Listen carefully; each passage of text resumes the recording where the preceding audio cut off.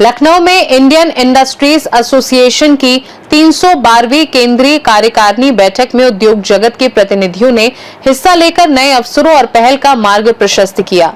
IIA की बैठक में दिल्ली, हरियाणा, पंजाब, उत्तर प्रदेश और उत्तराखंड से 100 से अधिक प्रतिनिधि शामिल हुए। महासचिव दीपक कुमार बजाज ने सभी का स्वागत करते हुए कार्तिक पूर्णिमा की शुभकामनाएं दी। वरिष्ठ उपाध्यक्ष आलोक अग्रवाल ने हाल के मुद्दों और उनके समाधान की रिपोर्ट पेश की।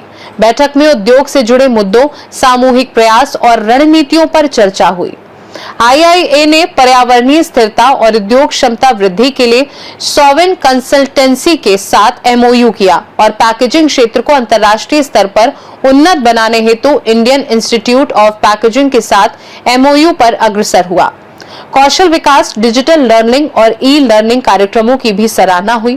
राष्ट्रीय अध्यक्ष दिनेश गोयल ने उद्योग, शिक्षा, सहयोग, वैश्विक व्यापार अवसर और टेक्नोलॉजी विशेषज्ञों की भूमिका पर जोर दिया।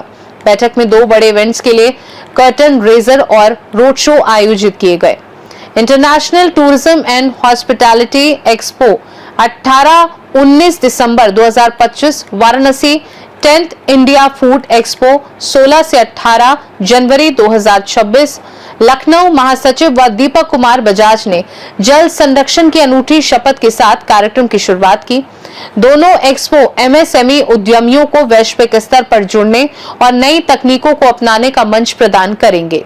लखनऊ में जो एक कन्वेंशनल इंडिया फूड एक्सपो आएगा, इंडिया फूड एक्सपो रहा है 2026, वो 16 से 18 जनवरी में करने जा रहे हैं। इसके बारे में अभी मेरे साथी आपको पूरा विस्तार से बताएंगे। और इसमें हम लोग जैसे हॉस्पिटैलिटी एंड टूरिज्म है, मैं हल्का सा एक्सप्लेन कर दूं। उसमें हम लोगों का एम है कि पूरा पूर्वांचल, अभी हमने देखा कि वहां पर जिस तरह से इसमें कुंभ में जिस तरह से वहां पर एक नया परिदृश्य देखने को मिला और वहां पर जितनी भी व्यवस्था थी वो नहीं पड़ गई। जितनी भी व्यवस्था थी, लोग गाड़ियों में भी सोए और भी चीजें हुई। तो आज उसको देखते हुए बहुत सी परियोजनाएं माननीय प्रधानमंत्री जी ने भी और प्रदेश सरकार ने भी उस क्षेत्र में डाली है, जो 10,000 करोड़ की परियोजनाएं हैं, जिससे कि वहां का विकास हो।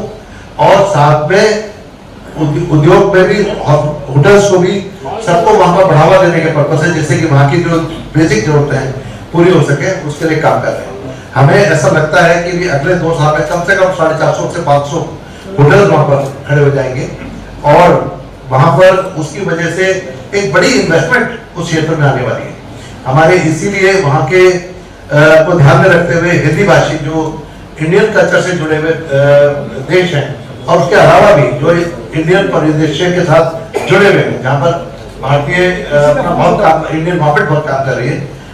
काशी ने विगत 3 सालों से एक नया कीर्तिमान स्थापित किया है। गोवा को पछाड़ करके अगर सबसे ज्यादा टूरिस्ट अगर कहीं आ रहे हैं तो इस समय काशी में आ रहे हैं। तो कहीं न कहीं आईआईए जो कि एमएसएमई उद्योगों के विकास के लिए कृत संकल्पित है, तो इसी सोच के साथ आईआईए का एक समृद्ध इतिहास है। विगत 10 वर्षों से आईआईए विभिन्न क्षेत्रों में एक्सपो आयोजित करता आ रहा है, जिनके माध्यम से एमएसएमई उद्योगों को सहायता मिलती है, उनका विकास होता है, उनको आधुनिक टेक्नोलॉजी के बारे में जानकारी मिलती है और कहीं ना कहीं एक ही छत के नीचे जो है एक सेक्टर से जुड़े तमाम लोग जो है एक साथ मिल जाते हैं।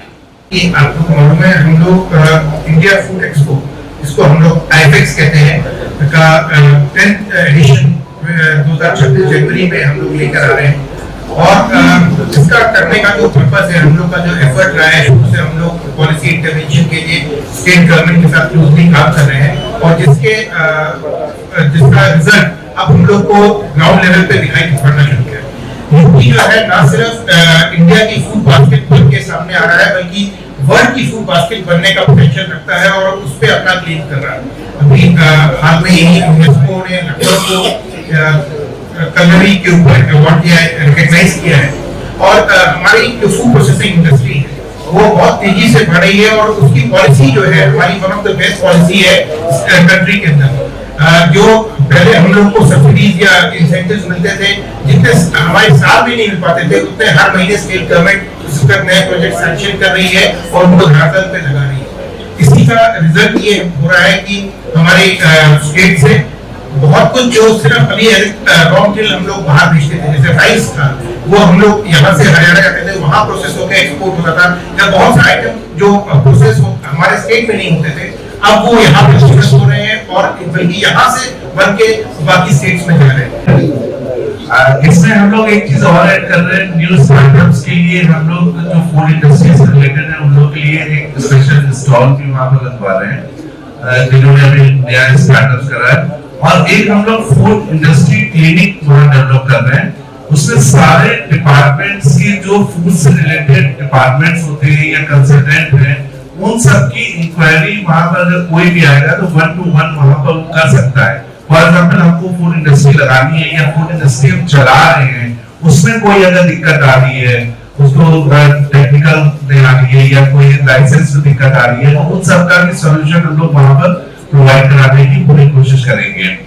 और क्योंकि इंडिया में सब्जियां बहुत होती है, उत्तर प्रदेश में भी बहुत होती है, सीजन पर सब्जी आते आते बहुत कम हो जाती है, तो इसको फ्रोजन कर कैसे हम लोग एक्सपोर्ट कर सकते हैं या कैसे हम लोग उसको लाइट देकर मार्केट में सर्वाइव करवा सकते हैं, उन सब की भी हम लोग टेक्निकल सेशन और वहां पर पर्सनली इसमें हम लोग ने अपने एक्सपर्ट्स दिल्ली से बुला रहे हैं इसमें, जो उनको पूरा गाइडलाइंस देंगे कि कैसे आप एक छोटी सी जगह पर वेजिटेबल्स फ्रूट्स को कैसे फ्रोजन कर आप लोग उसकी मार्केट लाइफ और एक अच्छा मुनाफा कमा सकते। लखनऊ से सीनू संवाददाता ऋषभ सक्सेना की रिपोर्ट।